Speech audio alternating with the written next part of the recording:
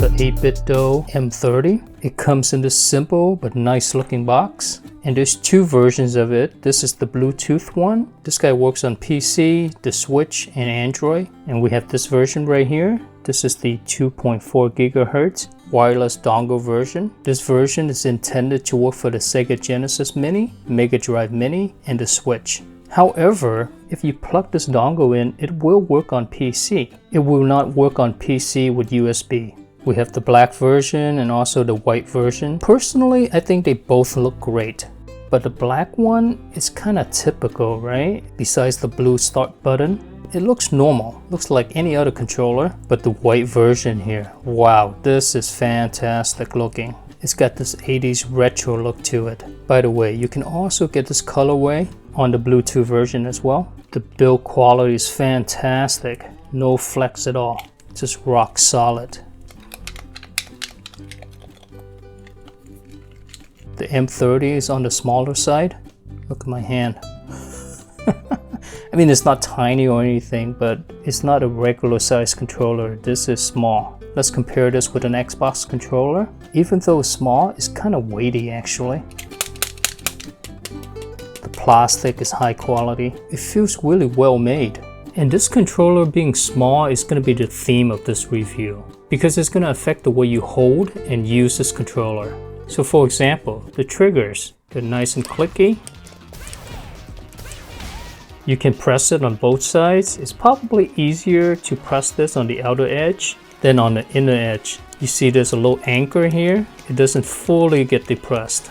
And because the controller is smaller, my index fingers naturally rest on the inside. So it makes it a little harder for me to press the shoulder buttons. However, I will say that the shoulder buttons work really well. And I particularly like the positioning of it. Instead of positioning this guy out here, it's actually positioned a little toward the inside, which is great. This makes it harder for you to accidentally press the shoulder buttons. You see, when I move the D-pad, my index finger naturally press on this side of the controller for leverage. And this shoulder button gets out of the way. This is great design. One thing of note though, if you have big hands, this controller can get pretty uncomfortable to use at first. First of all, it's small. Secondly, it kind of curves inward down at the bottom here. So when you hold the controller, you're gonna see there's quite a bit of a bend of the wrist. I find it easier just to relax and then rest your controller like this. So that way,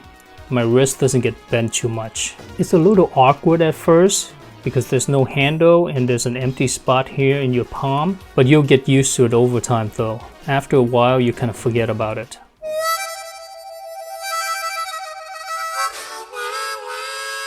Let's move on to the face buttons. This is a 6-button layout. You get 3 bigger buttons down here and 3 smaller buttons up here. Personally, I do not like this design. It just feels really strange to go from the bottom to the top, because the feel is so different. It would have been great to have the top buttons the same size as these bottom buttons. And I get it, don't come at me about how this guy is the recreation of the Genesis controller.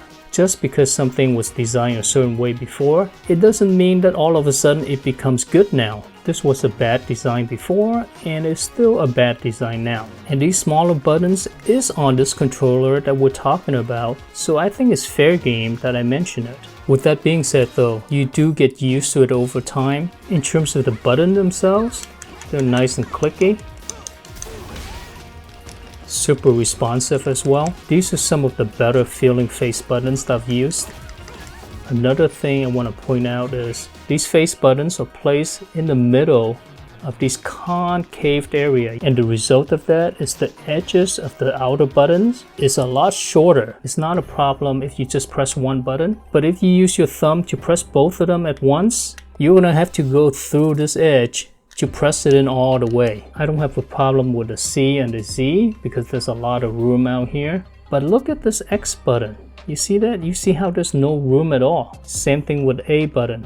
I really do wish that controller manufacturers would stop doing the caved in thing on the buttons. Sure, it looks cool, right? It's this circular thing and then you place the buttons in the middle. It just looks really nice. But things like this almost always cause problems like I just mentioned.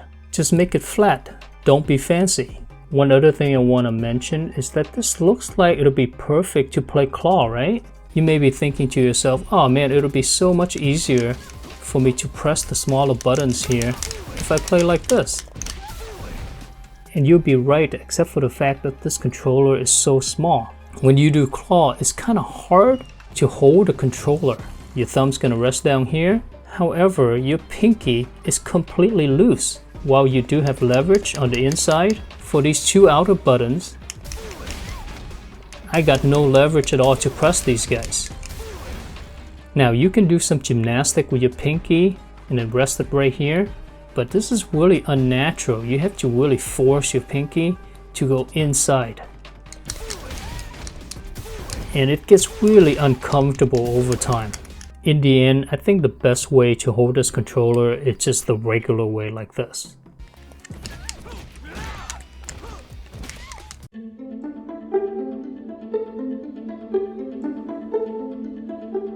Let's move on to the D-pad. It's a floating D-pad, as you can see here. It's really nice and responsive. It's also placed in this caved in area on the faceplate. Fortunately though, it doesn't affect the D-pad. And let me tell you, this D-pad is great for motion inputs. Games like Street Fighter is going to be great on this D-pad.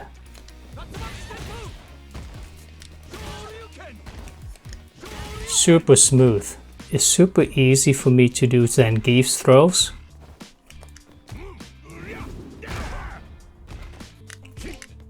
I can pretty much execute it almost 100% of the time.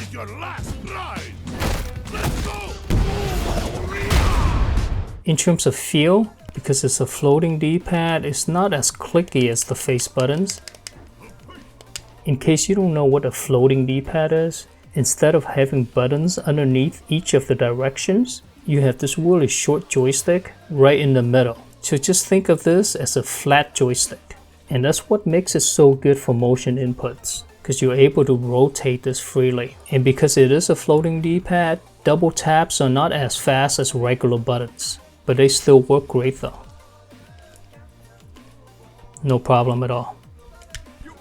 And diagonals are also fantastic on this.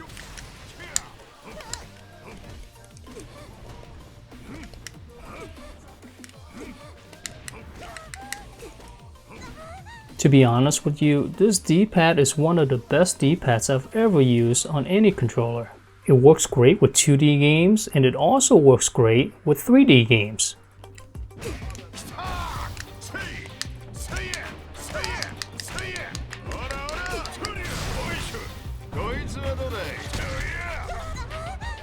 Alright, final thoughts on this controller. Overall, I love this controller, particularly the D-pad. The D-pad is just awesome. I really like the tactility of the face buttons, not so much the smaller buttons, and the fact that it's placed in this little concave area. Again, this controller's on the smaller side. It's going to be awkward at first, but then you'll get used to it over time. While it's not perfect, but if you're willing to give it some time to get used to its quirks, this is one of the best controllers you can buy for fighting games.